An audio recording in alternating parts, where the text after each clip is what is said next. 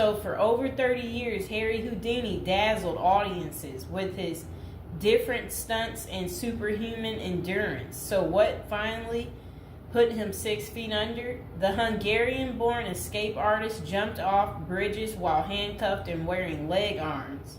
He slithered out of sealed milk cans filled with water, and he devised a Chinese water torture cell in which he submerged and suspended upside down by his ankles. None of those did he. I guess he was able to get out and survive. So Houdini's heart-pounding getaways usually involve a healthy dose of trickery, and but they were also genuine risk. In 1915, Houdini nearly suffocated during a stunt in which he was shackled and buried under 6 feet of dirt. Houdini had made a career out of surviving the impossible, which only made the circumstances of his 1926 death all more mysterious. The 52-year-old performed before a packed audience in Detroit on October 24th, but was rushed to the hospital afterwards with an apparent case of appendicitis. He died just a week later on Halloween, leaving his legions of admirers bewildered. Okay, so an obituary in the New York Times expressed shock at the passing of the man who so often had seemed to thousands to be cheating the very jaws of death. And I want to talk about something else. So I've been to Detroit, and I don't remember anybody talking about Houdini there. And I think they should have had some of his cool, iconic stuff there. But I did see they had Houdini stuff in Las Vegas when I was in Vegas. So, I don't know why they don't have it set up in Detroit. So Houdini's final performance, the strange series of events that led to Houdini's demise, had kicked off several weeks earlier on October 11th.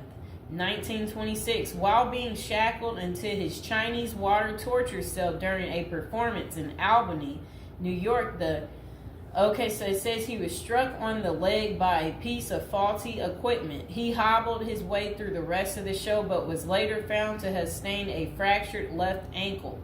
Against doctors' orders, Houdini continued his torture and traveled to Montreal, where he gave a lecture at McGill University. Just a few days later, on October 22nd, he invited some McGill students to visit him in his dressing room at the Princess Theater.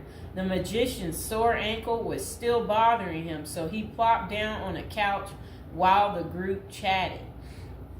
At some point, a student named J. Gordon Whitehead arrived and asked Houdini if it was true that he could resist hard punches to his abdomen, a claim that the magician had supposedly made in public.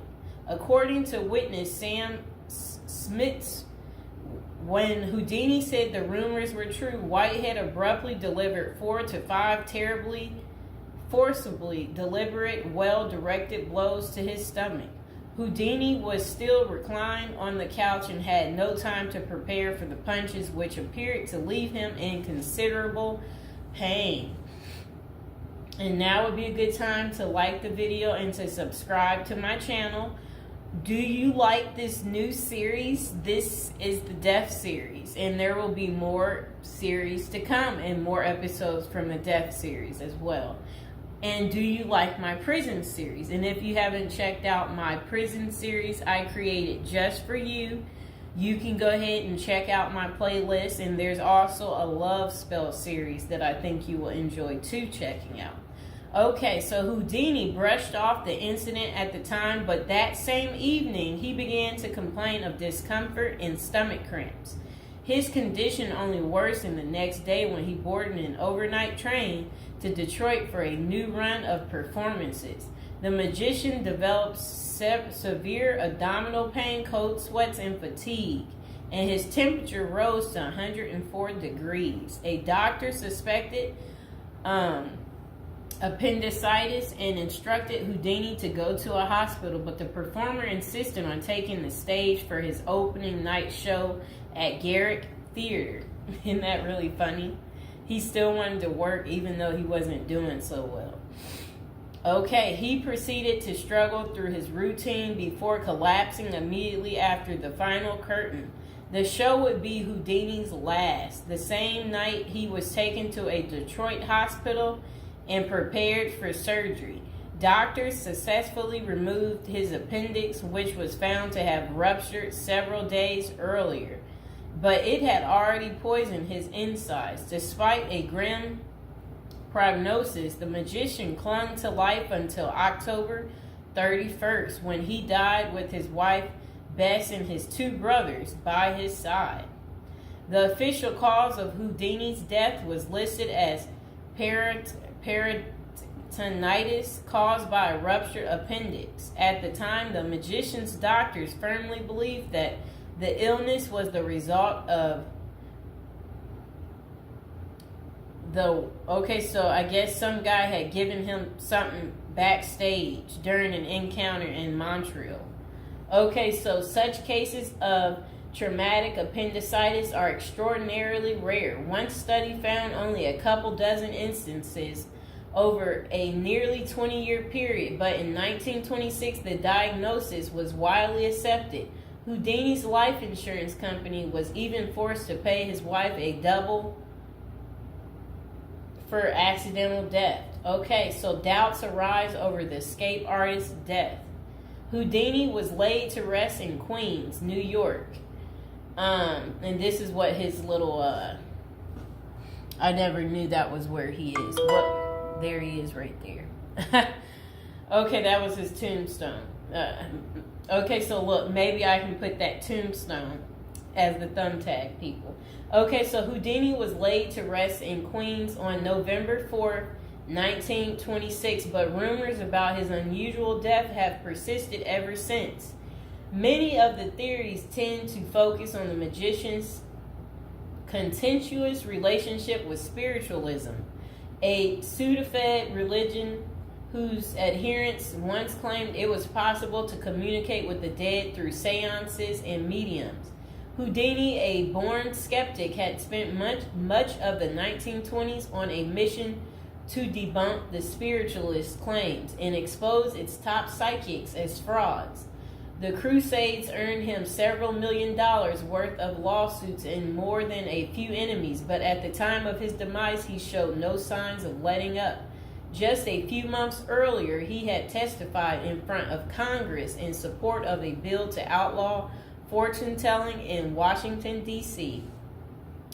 Could Houdini's meddling have gotten him killed?